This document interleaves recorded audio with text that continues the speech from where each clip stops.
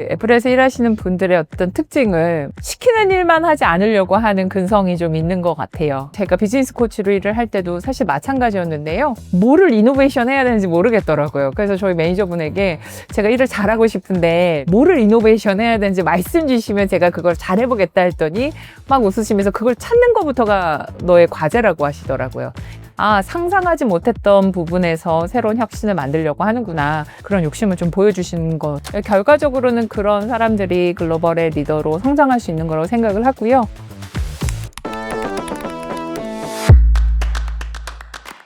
지난 편에 이어서 자스민 한님을 또 모시게 됐는데 네. 지난 편에서는 협상에 관련된 키워드로 이야기를 나눴어요.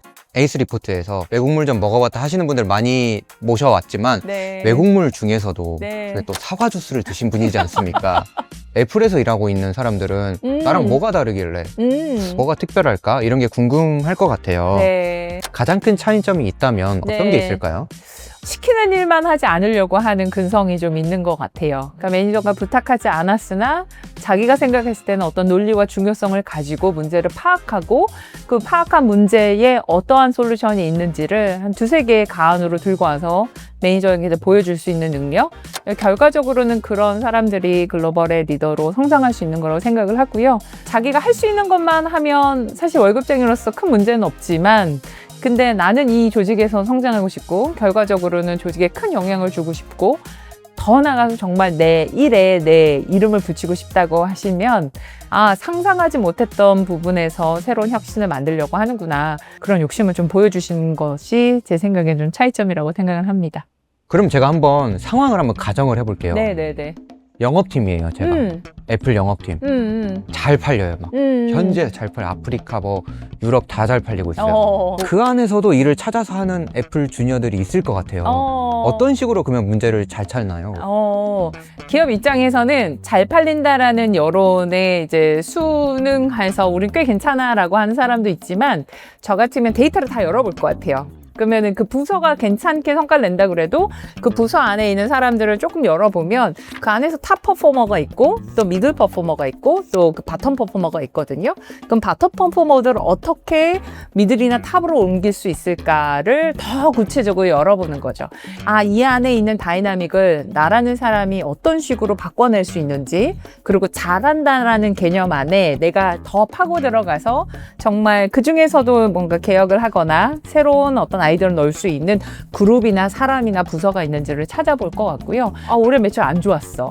올해 매출 괜찮았어. 근데 거기서 안 좋았다는 뜻이 뭐지? 좋았다는 뜻이 뭐지? 그게 어떠한 범위에서 안 좋은가 좋음을 우리가 얘기하고 서로 동의하고 있는 걸까? 그러니까 요거를 조금만 더 들어가면 사실 해볼 만한 게 더 많다고 생각을 합니다. 단순히 우리 팀 매출이 올해 좋았어. 는 1차원이지만 네. 입체적으로 좀 이제 그 맞아요. 매출이 좋았다는 팩트를 좀 맞아요. 관찰하는 과정에서 좀 디벨롭이 많이 될 것 같네요. 맞아요. 서비스 팀이면 서비스의 어떤 키워드로, 세일즈면 세일즈의 언어로 다시 한번 분석을 해보는 거죠.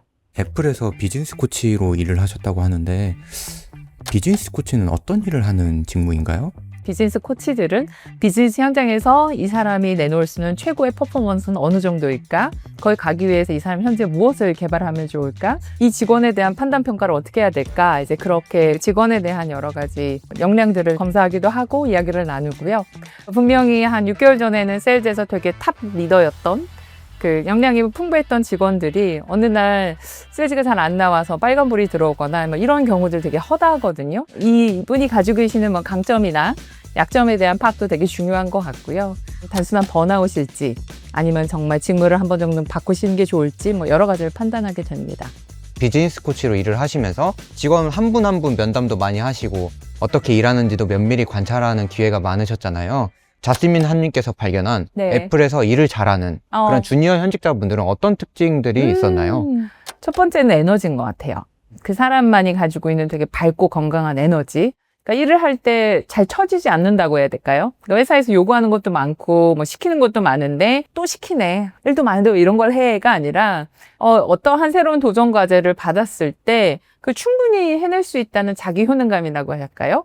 평소에 일에 대한 습관이나 어떤 태도나 에너지들을 얼마나 잘 관리하는지, 그리고 그걸 좀 더 긍정적으로 만들 수 있는 부분들을 얘기해 주고 싶고요. 그래서 제가 이제 관찰한 게 그런 내용이 있었고, 이제 두 번째 같은 경우는 좀 일을 찾아서 하는 사람들이 많습니다.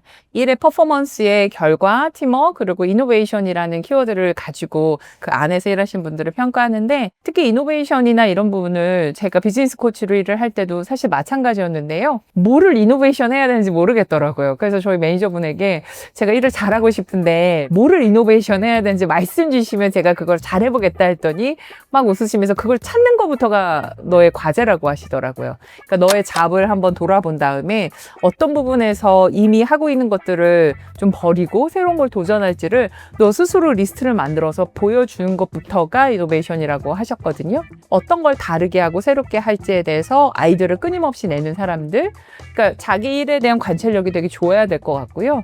그다음에 세 번째 같은 경우는 성과를 인정받는다라고 저희가 이야기하잖아요. 그냥 단순히 성과를 내서 내 에너지를 썼고 에너지는 다 발산돼서 누구도 내가 한 일을 못 알아주면 좀 억울한 면이 있잖아요. 그러니까 사람들이 어떤 일을 하고서 그 일을 해내기까지의 여러 가지 스토리텔링, 이 일을 통해서 이득될 사람들이 누구인지 정확하게 아는 것. 그러니까 저는 일잘러뿐만 아니라 말잘러가 되는 것도 상당히 중요하다고 봅니다. 누가 매니저가 되는가, 누가 승진하는가, 누가 더 인정받는가는 결과적으로 본인이 한 일들을 충분히 타인에게 잘 어필할 수 있고 겪었던 어려움들을 설명해내고 그다음에 그 결과물들이 저희 부서 아니면 타 부서 전체 회사의 조직에 어떤 영향을 미치는지를 아시고 말하실 수 있는 분이어야 된다고 보거든요. 제가 만났던 사람들은 거의 다 이런 부분에서는 좀 능수능란하게 말을 잘하시는 분이라고 생각이 듭니다. 애플 주니어 분들, 특히 애플에서 일하시는 분들 정말 진짜 일잘러 중에 일잘러지 않을까 생각이 드는데, 근데 저처럼 이제 평범한 주니어 분들은 직원으로서 회사에 어필할 매력이 뭔지 좀 잘 안 보이는 경우가 있어요. 그런 걸 잘 찾으려면 어떻게 해야 될까요? 두 가지 방법이 있는 것 같은데요. 글로 써보신 적 있으세요? 나의 매력에 대해서. 보통 자기가 잘 안 된 거를 쓸 때가 많아요. 그리고 내가 뭘 잘하고 있는지에 대해서는 사실 칭찬보다 지적을 저희가 좀 많이 받기도 하거든요. 사회생활 하다 보면 뭘 못했고 뭘 놓쳤고 다음에 이걸 잘했으면 좋겠고.